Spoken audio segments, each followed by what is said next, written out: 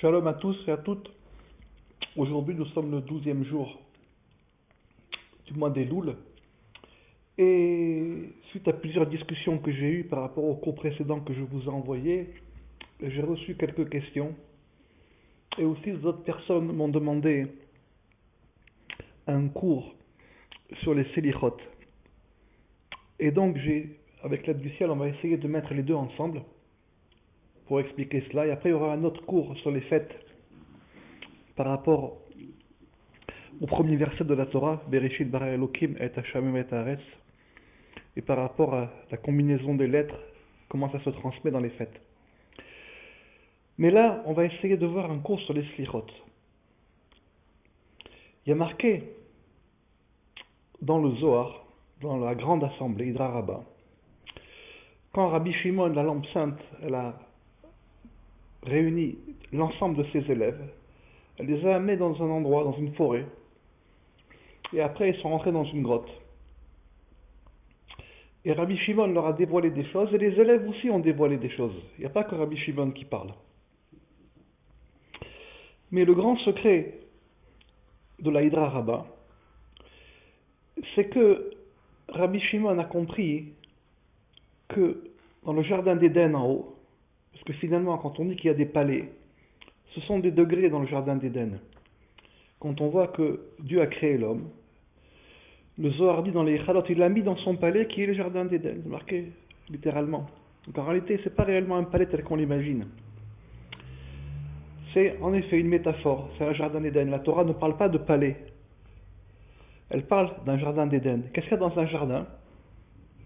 Un jardin d'Éden, qu'on pourrait appeler aussi, que les sages vont appeler un verger.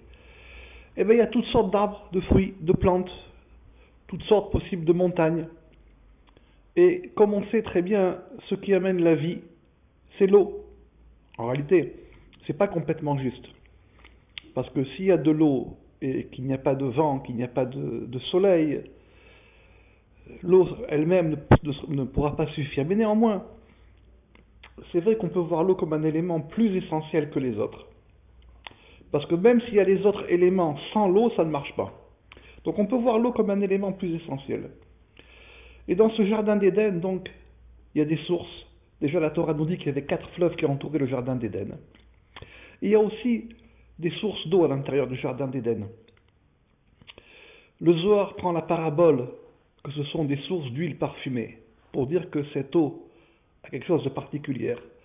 Dans le Sifra d'Itzniuta, qui est un livre qui existait avant le Zohar, qui date de Yaakov Avinu, on parle de sources d'eau. Et donc, la force de Rabbi Shimon et la force de sa Torah, c'est qu'il a réussi à comprendre que Dieu a fait l'homme Betselmo ou Bedmuto. On traduira Betselem, ça veut dire Tsel, c'est le même, à l'ombre du même. Et Dmut, on peut le prendre aussi comme Midat Vav, la mesure d'un Vav, la mesure d'une droite. Et donc Betselem, c'est quoi le Tselem? C'est une discussion dans la Gemara. Quand un homme est décédé entre deux villes, on doit mesurer la distance qu'il y a entre deux villes pour savoir qui des deux villes doit apporter une agla arufa, un veau. Et les discussions dans la Gemara demandent à partir de quoi est-ce qu'on mesure? Ses pieds, sa tête ou son nez? Parce qu'il y a marqué que Dieu lui a insufflé une âme vivante. Bon, de manière générale,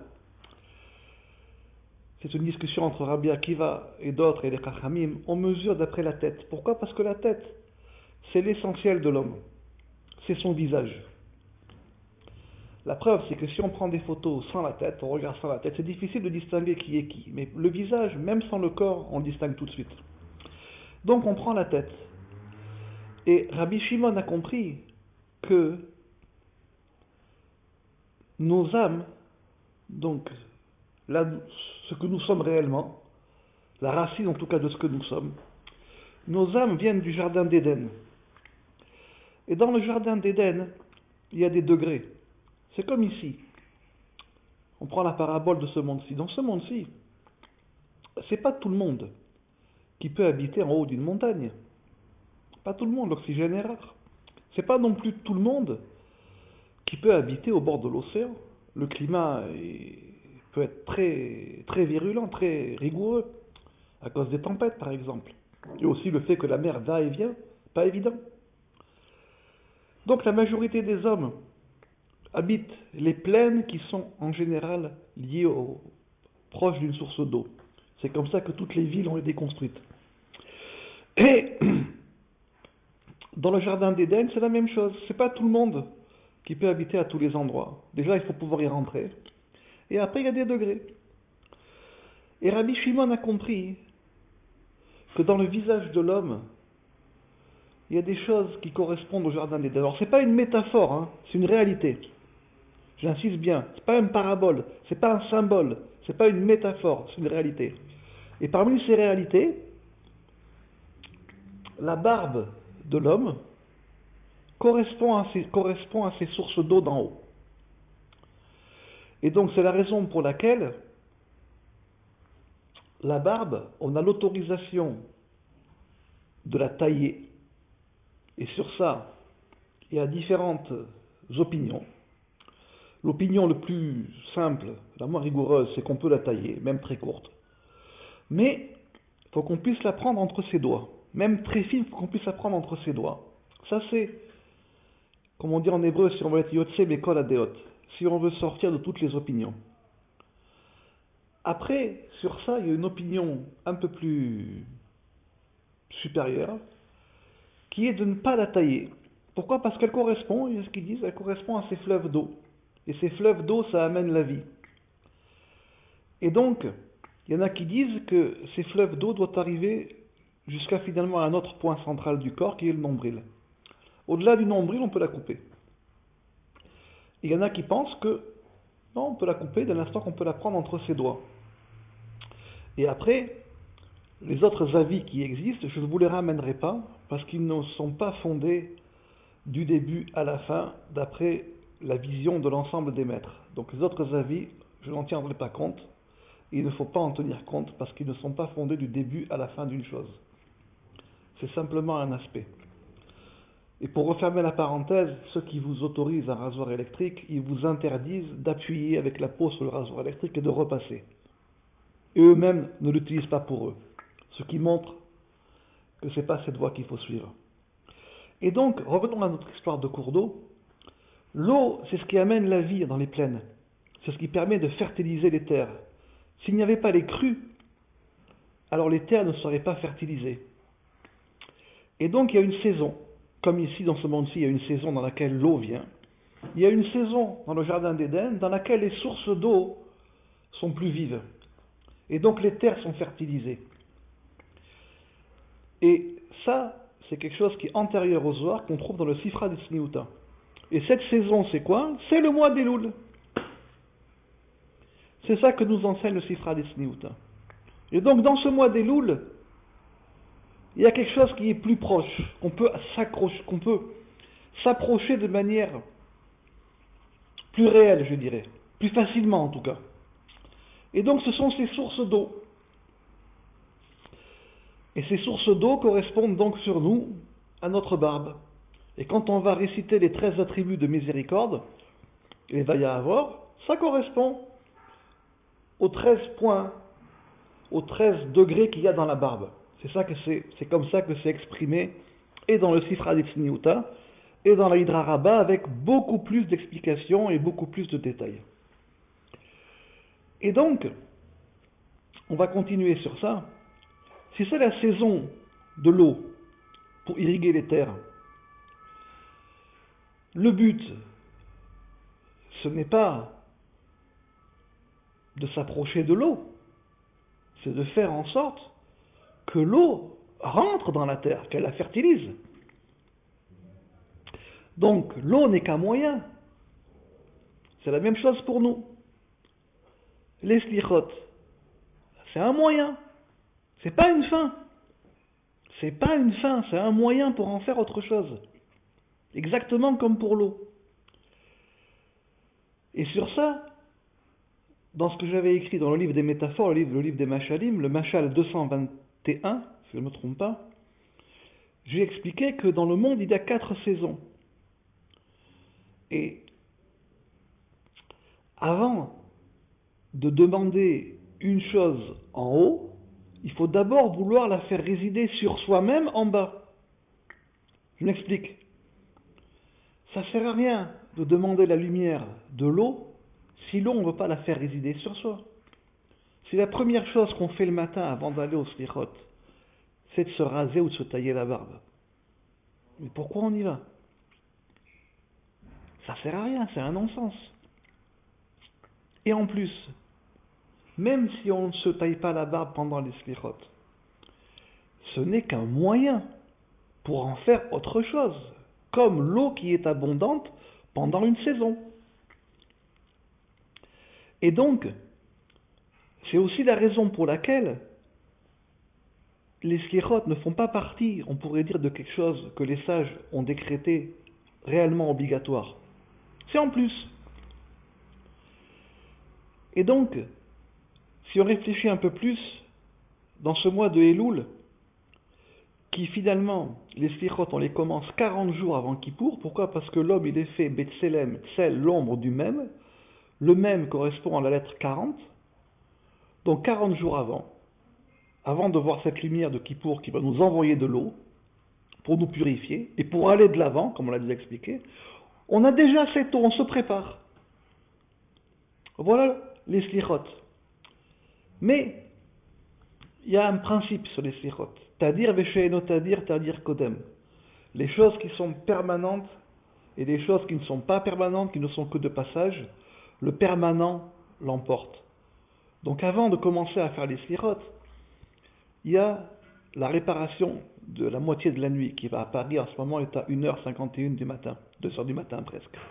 Il y a d'abord ça à faire, parce que ça c'est toute l'année.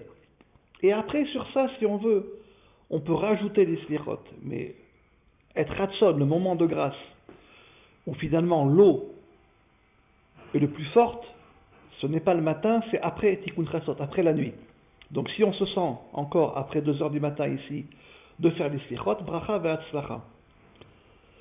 Mais sur ça, sur ce point-là, j'ai eu plusieurs discussions cette semaine, avec plusieurs personnes. Et je n'ai pas pu leur répondre, je préférais leur répondre de manière dans un cours audio qui soit plus général et qui puisse servir au plus de personnes possible. Mon rêve à Rabota, il faut faire en sorte que les années se suivent mais ne se ressemblent pas. Il faut faire en sorte que chaque année, on avance. Les slichot, comme Tikkun Chatzot, comme toutes les mitzvot, comme j'ai expliqué dans notre cours, ce ne sont que des moyens. Des moyens obligatoires, mais des moyens pour pouvoir aller de l'avant. Pour pouvoir mettre en ordre déjà notre vie. Alors déjà, il faut commencer par ça. Alors c'est vrai que on peut puiser une force spirituelle qui va nous aider dans le travail matériel. Mais on ne va pas aller puiser une force qui est au-delà de nous. On va puiser une force qu'on peut puiser, qui est logique dans notre travail et dans le degré dans lequel on est. C'est pas logique que quelqu'un, par exemple, qui n'étudie pas 1 heure par jour, 1 heure par jour, qui le matin ne fait pas Chokli Israël, qui n'étudie pas au moins un pérec de Mishnah par jour, se mette à se lever pour aller faire les slichot. Je ne parle même pas de celui qui sera, ça c'est un non-sens total. Si on ne veut pas faire résider une chose en nous, ne la demandons pas. On perd notre temps. Donc, pour ça, il faut demander au Chachamim, quelqu'un qui a la vision des choses, et Zéo Chacham Arouet Anolad, qui est le sage, celui qui voit l'engendrement, la conséquence des actes et des choses, lui demander, voilà, pendant ce mois d'Elul, j'aimerais avancer dans ma vie. Alors, donne-moi une chose que je puisse faire spirituellement qui va me donner une force. Mais il ne faut pas que ce spirituel m'épuise tellement que je ne puisse rien faire. Si je vais faire les slichot, déjà sans faire tikkun chatzot, ça n'a aucun sens. Mais imaginons que pendant ce mois, je me lève à chatzot toutes les nuits, ou je dors après chatzot, je fais des slichot, mais après, je ne fais rien. Rien. Zéro. Pourquoi? Parce que je suis totalement anéanti. Je vais me coucher à 3h du matin, le matin il faut se réveiller, je suis totalement anéanti. Mais ça n'a servi à rien. Tu as pris une force que tu n'as pas pu utiliser. Avant ça, peut-être qu'il y a d'autres choses à faire, d'autres étapes dans lequel tu pourras puiser une force pour avancer dans ta vie. Car le but, c'est d'avancer dans notre vie. Il faut faire en sorte que les projets qu'on a, finalement nos rêves, deviennent une réalité. Il faut faire en sorte, en hébreu, le mot rêve, c'est le mot chalom. C'est les mêmes lettres que lechem, pain. Il faut faire en sorte que ce rêve devienne un pain, qu'on puisse le mettre à table. Et après le manger. Il faut faire en sorte que les choses deviennent réelles. Et ça, les slichot, bien évidemment, elles peuvent aider. Elles peuvent aider, elles sont là pour aider. Mais il y a d'autres choses aussi dans tout le mois des Louls qui peuvent aider. Il y a d'autres choses à faire. Il n'y a pas que les slichot. Et il faut demander à un vrai tzaddik qui a une vraie vision, pour soi, qu'est-ce qu'on pourrait faire pour avancer? Parce que le but dans cette vie, c'est d'atteindre, je veux le dire en hébreu, shalom, shalva, nachat, vereut. Ça veut dire c'est d'atteindre une plénitude, une complétitude et une quiétude. Alors, si par exemple, je ne sais pas, si par exemple votre travail est trop aléatoire, trop en dents de scie, alors essayez de régler ça pour avoir une quiétude. Si par exemple vous avez des problèmes de shalom bayit, problèmes entre l'homme et la femme, des disputes, des choses, essayez de régler ça. Essayez de régler les choses point par point. Faites en sorte que les années qui suivent ne se ressemblent pas, que l'on puisse aller de l'avant. Il y a marqué dans Shara Gilgulim, c'est basé sur un Zohar, mais c'est le Harizal qui le ramène, que la majorité des hommes, dans ces réincarnations, sont venus pour arranger une chose, une petite chose, qui peut être souvent un comportement. Et le Harizal nous dit, en réalité, c'est possible d'arranger cette chose en un instant, si on le voudrait. C'est possible en un instant. Mais pour la majorité des hommes, le Harizal nous dit, cet instant va leur prendre toute leur vie. Et moi, je peux vous rajouter sur ça, c'est pas sûr qu'ils y arrivent. Ça se trouve, ils n'en tireront les fruits qu'à la prochaine vie.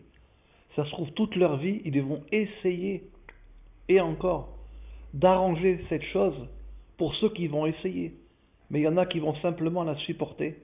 Et il y en a qui vont uniquement vivre avec. Vont dire, ben, je suis comme ceci, je peux rien faire. Parce que une petite chose, ça peut nous prendre parfois toute une vie. C'est pour ça que je vous dis, il faut profiter de ce mois des Louls pour essayer de faire en sorte d'avancer, que les années se suivent, mais ne se ressemblent absolument pas. Et donc voilà, Mora Vera Botaï, ma réponse par rapport au slichot et par rapport à ce fait de 40. Sur cette histoire de 40, mon frère Rav Michael Soba m'a posé une question, il m'a dit, mais tu dis que c'est dans l'ombre, finalement, qu'on va saisir la lumière. Mais pourquoi dans l'ombre? Pourquoi est-ce qu'on ne pourrait pas l'attraper directement? Alors j'ai écrit plusieurs machalim sur ça, et je pense que c'est bien que ce soit une question qui a été posée par Rav Michael Soban, c'est une question qui peut concerner l'ensemble. Voilà comment j'ai répondu. L'homme, il a été créé B'Tselem, dans l'ombre du même. Et dans le miroir, le même est un Yud. Le Yud, c'est la lumière divine, comme il est marqué que la lumière soit et la lumière fut. Si on fait attention au rythme des mots, on verra là-bas plusieurs Yudin. Donc l'homme, il a été fait à l'ombre de ce Yud. Donc on pourrait répondre, c'est un principe qui a été mis dans la création, il n'y a rien à discuter. Les choses sont ainsi. Mais on peut répondre aussi d'une autre manière, comme j'ai écrit, plus simple. Dans la lumière est là. Soit je rentre dans la lumière, et dans la lumière je ne distingue pas, il n'y a que de la lumière. Soit je ne peux pas y rentrer. Mais dans l'ombre, il y a un avantage. C'est que dans l'ombre, je vois un contour, je vois une limite. Et dans cette limite, je peux comprendre certaines choses et je peux m'attacher à la lumière. Parce que j'ai une limite et j'ai un vêtement. Pour pouvoir s'attacher à quelque chose, bien que ce soit une image, il faut bien s'attacher à quelque chose. Il faut bien se rattacher à quelque chose. Et donc ça passe par l'ombre. Dans l'ombre, j'ai les contours, j'ai la limite. Et pour terminer avec ce que j'ai dit par rapport à la barbe, les mains de l'homme ont 14 phalanges. En hébreu, le mot main est yad. Yud, dalet, 14. Ils correspondent aux 14 harmoniques qui sonnent dans la corde musicale de notre âme pour la faire vibrer, pour nous donner une vie. Il y a 14 de manière générale, 24 de manière particulière. C'est ce qui fait que dans l'homme, il y a 24 disques dans la colonne vertébrale, 24 vertèbres qui ont une indépendance. Les autres n'ont pas d'indépendance. Et donc mes mains sont en relation avec mes harmoniques de mon âme. Quand mes mains peuvent attraper ma barbe, même toute petite, alors les fleuves d'en haut sont en harmonique et en harmonie avec moi-même. C'est pour ça que j'ai dit qu'au-delà de ça, ça ne nous intéresse plus. C'est le monde du pshat qui est totalement coupé des autres sources. Donc on s'arrête à là et on commence à partir de là. Quand mes harmoniques peuvent être en relation avec les sources d'en haut qui sont aussi sur moi, qui ne sont pas, je l'ai dit, qui ne sont pas un symbole, pas une métaphore, qui sont réelles. Et pour terminer avec ça, l'ensemble du visage, donc, c'est un jardin d'Éden. C'est notre place dans le jardin d'Éden. Vous savez, quand vous prenez un fruit, pourquoi je prends le fruit? Parce qu'il y a marqué qu'il y a Adam et Tsasadé, l'homme, cet arbre des champs. Et là-bas, on parle d'un arbre fruitier. Quand vous prenez un fruit, il a déjà à l'extérieur une forme et une odeur, réa. L'odeur, en réalité, elle émane de ce qui est à l'intérieur. C'est une partie intérieure qui sort. Et sur le fruit, il y a une couleur. Tous les fruits ont une couleur spécifique. Et cette couleur, elle est là pour nous montrer une spécificité du fruit. Tous les fruits rouges ont une vitamine commune qui font qu'ils sont rouges. Tous les fruits oranges ou légumes oranges ont une spécificité commune qui font qu'ils sont oranges. Tous ceux qui sont verts, et ainsi de suite. Eh bien l'homme, c'est un arbre des champs. Et lui aussi, il a une couleur et il a un goût. C'est son visage, c'est ce qui sort de son visage. Ce n'est pas uniquement le visage physique, c'est ce qui sort de son visage. Alors, Bezrat Hashem, il faut faire en sorte que nos actions soient meilleures et soient surtout pour le meilleur et pour notre meilleur. Et que c'est ça qu'on appelle faire teshuva. Tashuv et, ramener le et. Faire en sorte, dans le nom d'Hachem, il y a deux et. Que les deux et soient en résonance. C'est ça la teshuva. Donc c'est pas uniquement faire plus de mitzvot. Parce que vous avez des gens, comme je l'ai expliqué, les mitzvot c'est un moyen, qui ont déjà compris cela. Donc de toutes les façons, pour eux, vous n'allez pas leur dire, vous n'avez pas mis les tefilines hier, vous n'avez pas pensé à les mettre, ou ça n'a pas de sens. Pourtant la teshuva a toujours un sens. Parce que la teshuva, c'est faire en sorte de ramener le premier et, le et du bas vers le et du haut, donc d'être en résonance. Et quand l'homme il est en résonance, alors il résonne. Ça s'entend, et sa voix s'entend. Et donc sa voix s'entend, il entend la voix d'en haut et sa voix à lui se fait entendre en haut. Et donc il est comme un beau fruit. Il a quelque chose à l'intérieur qui jaillit vers l'extérieur. Voilà Mora Verabotai. Je vous laisse réfléchir sur ça. Et Bezrat Hashem, un bon mois d'Elul.